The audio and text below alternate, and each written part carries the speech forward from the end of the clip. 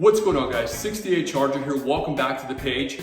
On this episode, I'm going to be doing something that I didn't think was possible, and that is installing a new Challenger cluster on a 2015 Plus Charger. I'm going to be installing it in my 2016 Charger. So let me know if you have any questions, and as always, don't forget to hit that subscribe button. Thanks for watching, guys. So I did a lot of research and really couldn't find much on people doing swaps between Challenger and Charger clusters. Everywhere that I did look that people asked that question, they were just told that it didn't fit, and that was pretty much the end of the thread. So I wasn't convinced about that. I wanted to try it myself, and I ended up finding this cluster on eBay for $40 with free shipping, so it was a pretty good deal. And once it got here, I decided to do a test fit, and it seemed like it was gonna fit. So I'll show you what I did to get it to fit and what we're gonna do now to actually get it installed in the car. To remove the cluster, you just have to remove these 4 screws. You got 1, 2, and then 3 and 4. So I'm gonna go ahead and do that, and then we can take the cluster out.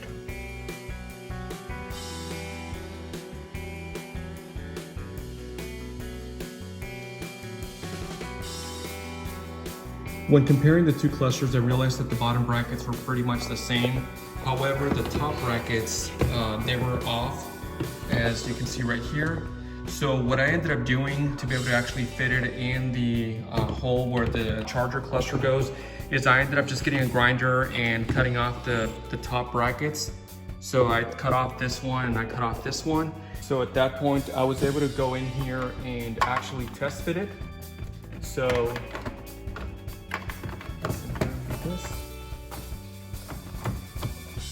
and it actually lines up pretty good. The reason for cutting off those little brackets is so it can slide past. And on this side, I'm gonna do the same. Once it actually goes in, it actually slides past it. And as you can see where the Charger one was a little bit higher for that bracket. So doing that and actually just bolting up the bottom screws gets it right in place, and it actually does fit. So you can actually see right there. Once the cluster is actually screwed on or bolted on and you look at it, you can see that there's a little bit of a gap. So let me see if I can get that just a little bit lower so you can see it. And it's a little bit less than 1 inch, so there it is. So what I'm gonna do is I'm going to install the cluster in the car, and then on this end, I'm gonna put some fabric around this end right here so that when you're looking at it from the inside, you don't see the gap between the cluster and the bezel. So the next thing that I need to do is just put the cluster on. So I'm gonna plug this in.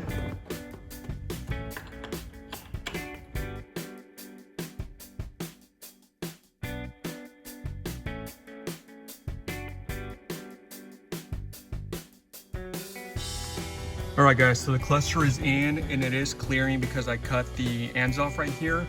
So it is bolted only to the bottom. Once you put the dash bezel in and you push it in, it is going to give a little bit of pressure on the cluster, and it's not gonna allow it to move anymore. So the next step is just to go over to that bezel and put in some of that fabric around the sides. I did find some fabric that closely resembles the fabric in the telescopic steering wheel column.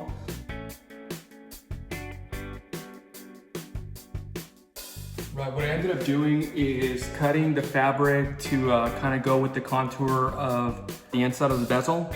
And that way I can just kind of like put it in here like that and then wrap it around.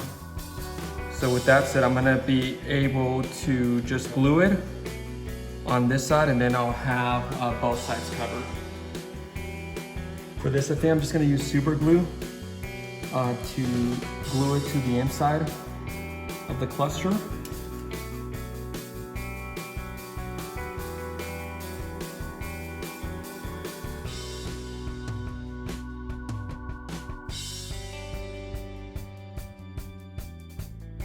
Right guys, I'm about to do the same to the other side.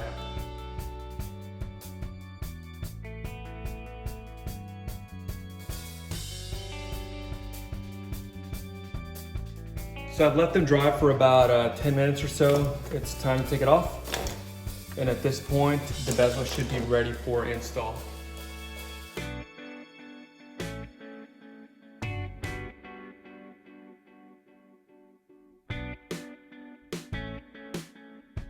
All right guys, so after a little bit of trial and error, I realized that the thing to do is just kind of like roll it up on itself.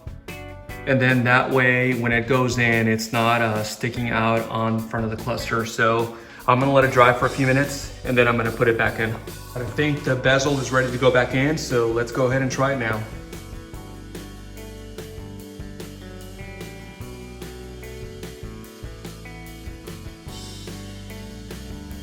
So I just finished installing the bezel. The little fabric did fill in those gaps pretty well, so you can't really see them.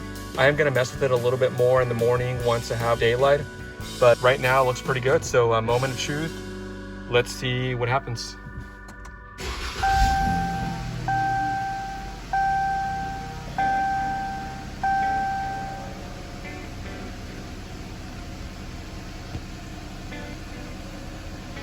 Right, so everything seems to be working. Put the sports on, take it off, and then I can go to the speedometer.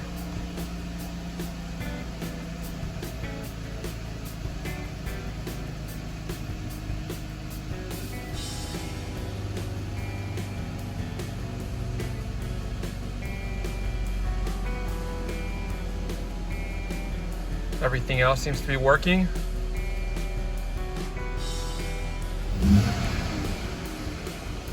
All right, there we go, guys.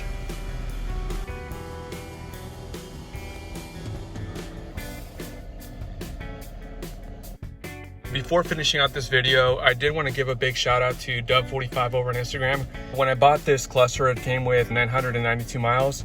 So I was able to send it to him and he was able to put it right on the money at 88,350.